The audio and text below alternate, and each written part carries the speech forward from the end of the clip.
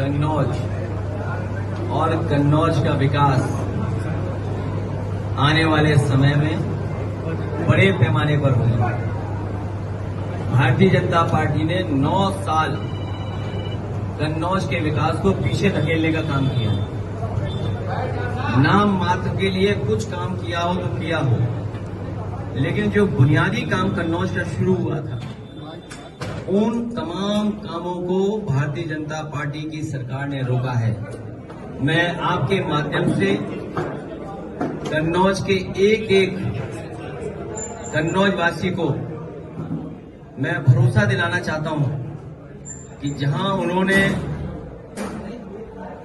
मुझे चुन करके उनकी सेवा करने का मौका दिया है, आने वाले समय में समाजवादी सरकार बनकर के देश का ऐतिहासिक विकास कन्नौज में समाजवादी लोग कर करके दिखाएंगे।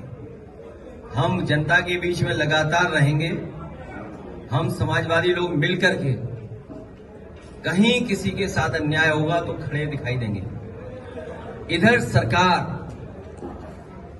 शिक्षा कितनी जरूरी है आम लोगों के लिए, जनजीवन के लिए। एक विकास की सबसे महत्वपूर्ण कड़ी अगर कोई है तो वो शिक्षा है। उस शिक्षा पे हमला करने का काम भारतीय जनता पार्टी के लोग कर रहे हैं, और वो भी कहां की प्राइमरी एजुकेशन, बुनियादी एजुकेशन। सोचिए, पिछला चुनाव में यही तो कहते थे हम लोग कि संविधान खतरे में है। राइट टू एजुकेशन संविधान के तहत कानून है जिसमें हर एक को अधिकार मिला है कि उसकी पढ़ाई कराई जाएगी। Right to education, primary education. और जब ये संस्थान बंद होंगे तो सोचिए गरीब और खासकर पीड़ित परिवार के बच्चे कहां पढ़ने जाएंगे। हम अपने समाजवादी साथियों से कहेंगे कि एक एक गांव में टीम बनाएं।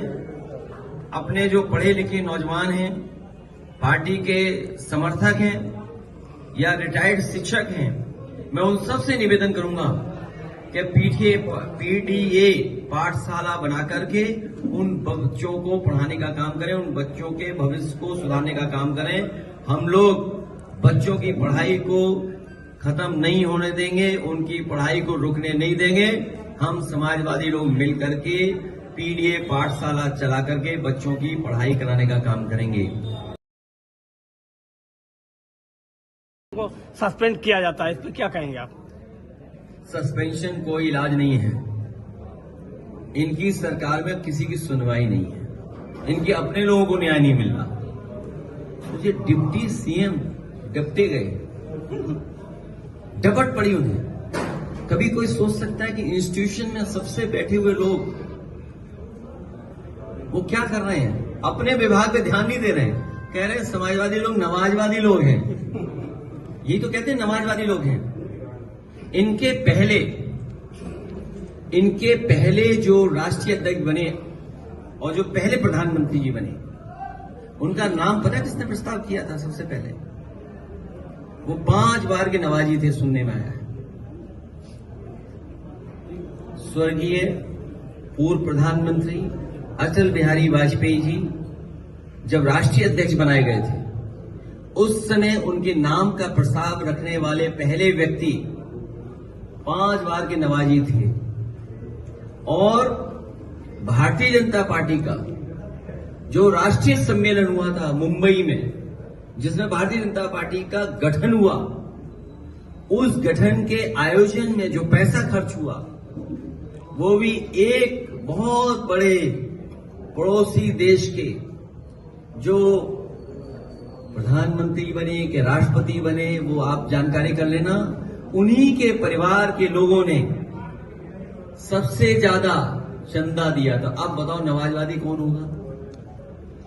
ये भारतीय जनता पार्टी के लिए केवल नफरत फैलाना चाहती हैं। ये नकली लोग हैं। ये नकली सरकार तो हेराफेरी करने वाली है।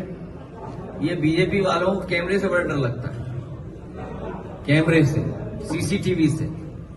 याद कीजिए चंडीगढ़ में कैसे पकड़े गए थे वोट गड़बड़ करते हुए। और वोटर लिस्ट में हेराफेरी पहली नहीं है, पहले भी करते रहे हैं, लेकिन ये पकड़े गए।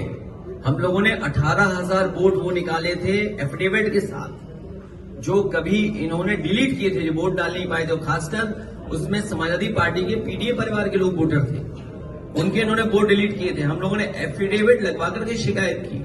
और याद कीजिए, एक बार फकीरेपुरवा हम लोग गए थे, वहां पर बीएलओ हेराफेरी कर रहा था। जब जानकारी दी कि वोट नहीं बन रहा है तो उस बीएलओ को सस्पेंड किया गया था। अगर आपको याद हो तो बताइए।